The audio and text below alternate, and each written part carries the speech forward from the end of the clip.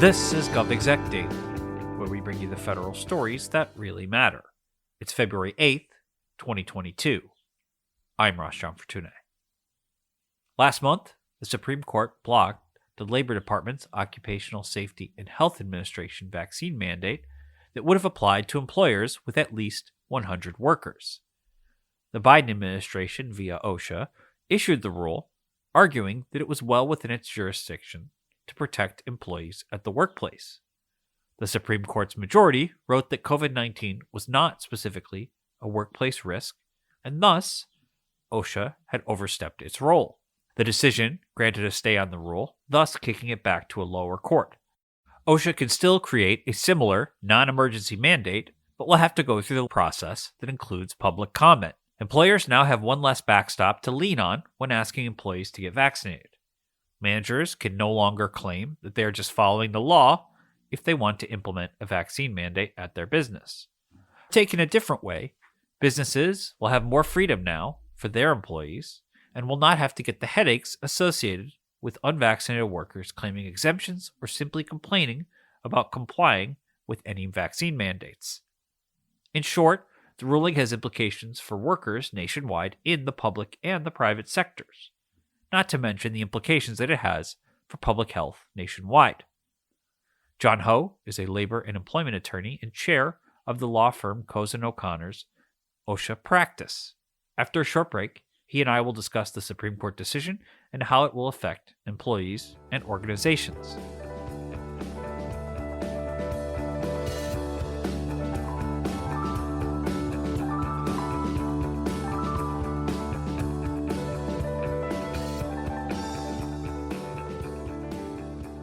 This content is brought to you by Oracle Cloud. From securing combat communications to creating actionable intelligence, U.S. warfighters count on Oracle Cloud for mission success. Find out more at oracle.com/DoD.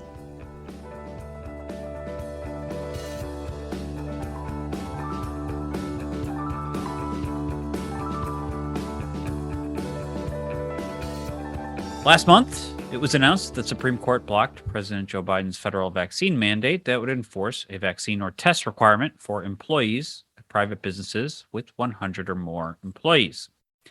The question will now be asked, does the government have the power to enforce this mandate for these private sector employees?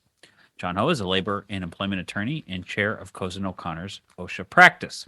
He joins me now to talk about the OSHA Supreme Court decision and how it will affect organizations and employees. Welcome back to the show. Thanks, Ross. Pleasure to be here, as always. So what impact does this ruling have on individuals and private businesses who potentially could have claimed exemptions?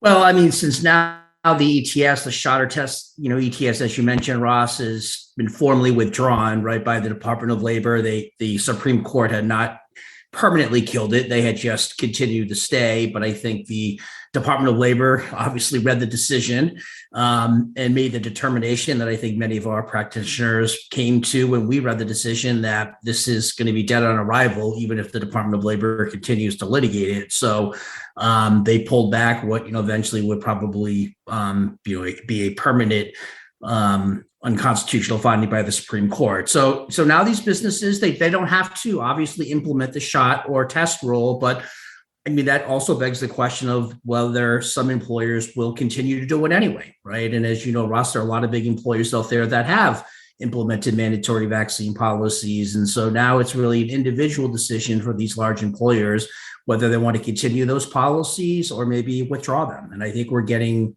a mixed bag, if you will, from what employers are doing. Are there going to be a lot of employers that are going to stop enforcement altogether? I mean, you've sort of touched on it. Obviously, some are going to put in their own rules. What's it going to look like? Well, again, I mean, I think that's such an individual question, and that really depends on a lot of different factors, all of these business considerations, Ross. I mean, what industry are you in? I mean, look, as we know, particularly on the mask issues, but also obviously on the vaccine issues, it's a very politicized issue. And, you could probably draw a map around the country on where there are populations and what states have, seemingly greater resistance. So where your business sits, right, is going to is going to be a driving factor. Again, the industry that you're in, we also are all very acutely aware that we're in a labor shortage, right? And that's probably true in some industries more than others. But if you are in one of those industries where you know that a decent segment of your population, if either you implement a mandatory vaccine policy, or even a weekly testing policy, or even masking, you may very well lose a fair amount of those employees and may not be able to actually continue business. I mean, that's a real concern that some employers have. And so I think all of these considerations need to be carefully considered in determining what's best for each organization. What about for employees? What should they sort of face if they are in opposition to these policies or non-policies or whatever? Well, look, OSHA, putting aside the ETS, OSHA has, the right to ensure that, you have a workplace free from recognized hazards, right? And prior to the ETS, they enforced COVID protections under what's the general duty clause, right? That even though there's no specific standard, general duty clause says each employer has to provide a workplace free from recognized hazards that's likely to cause death or serious harm. So if you're an employee and you feel uncomfortable that your business or your employer is not taking any measures, right, whether it's mask, social distancing, then of course you could pick up the phone and give OSHA a call, and they should come in and do an investigation and determine whether that employer is doing enough, even though it may not be a mandatory vaccine policy or weekly testing. And so that tool has always been in OSHA's back pocket. I think it certainly remains a tool that OSHA still has, and the Secretary of Labor has said they will continue to protect employees from COVID under that general duty clause. So it's not like this goes away, right? OSHA, all of the guidance OSHA's put forth on how to protect employees, the risk assessments is still there. So we come back to it now. So employers would be misguided if they just said, okay, there's no more OSHA involved in this issue. Well, sort of speaking of OSHA, can OSHA still make a similar rule, go through the normal process, public comment period, that kind of stuff? Sure. And that's what the Secretary of Labor had said they plan on doing right now.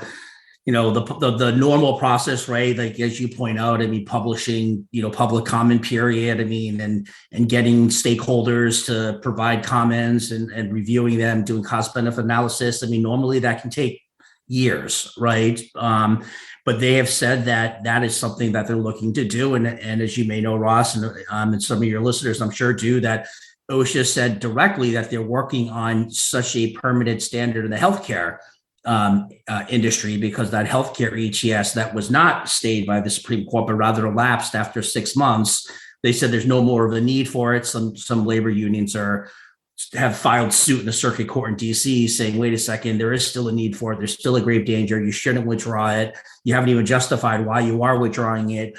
But OSHA has said, yeah, we are going to work on a permanent standard, at least in healthcare. But I think that's the question. I think that's the direction that this administration, I think, wants to go. And the question is, are they going to work on a COVID specific permanent standard, or is it going to be broader as a more infectious disease permanent standard, right? I think that, again, based on Supreme Court decision, OSHA is going to, potentially have a hard time crafting a permanent rule for COVID generally, right? Because the Supreme Court decision said, look, COVID is like crime, right? It's not an occupational hazard. You can get COVID at home. You can get it while traveling. You can get it while eating at a restaurant. If there's no occupational hazard, then OSHA really shouldn't be, that's not OSHA's charge, if you will. That in a nutshell, that's, the rationale. So the devil's in the details. I think the department wants to do it. We'll see what it looks like at the end of the day, and if they continue with it. Yeah, that's for sure. So we'll sort of end on this and the question of best practices. If you're an employer with over 100 employees, we've seen it in certainly in larger multi-state companies, but what are the kind of best practices for keeping employees safe during this pandemic, whether it's a workplace hazard or not? Sure. Well, again, OSHA has published guidance that's been, revised during these last 2 years, but it's still out there, called Mitigating, Risks of COVID Exposures. Is available on their website. It, quite frankly, doesn't matter if you're 100 employees or if you're 5 employees, right? That guidance has suggestions and best practices, exactly, Ross, on what to do, and that's all based on a hazard assessment, right? I mean, if you are a grocery store clerk, what you need to do is probably different than what a lawyer may do that has an office, right? That doesn't have a lot of public interaction, may be able to close the door, not have a lot of colleague interaction. So there's no one size fits all answer, but employers should continue to look to that OSHA guidance, adopt it the best they can. And this may go towards, as we all know, different states treat this differently, but OSHA is not the only sheriff in town, right? There are executive orders. There are now various, I'm sure everybody's heard about the mask mandate in New York City, right?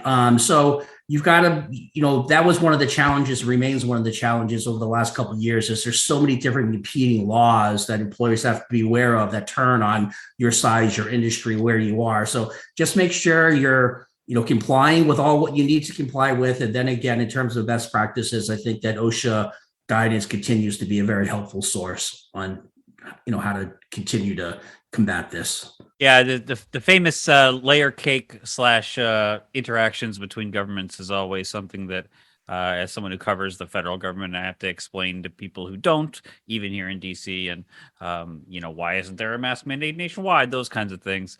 It's Right. not as simple as that. And certainly when it comes to the OSHA rule and workplace rules, it's tracking the same way. As you mentioned, New York City is very different than Chicago, where I'm from, or Right. Texas, where you are. So we will see, and hopefully this will be something that gets sorted out in so much as it can. And in the meantime, John, thanks for being on the show with us. Thank you, Russ.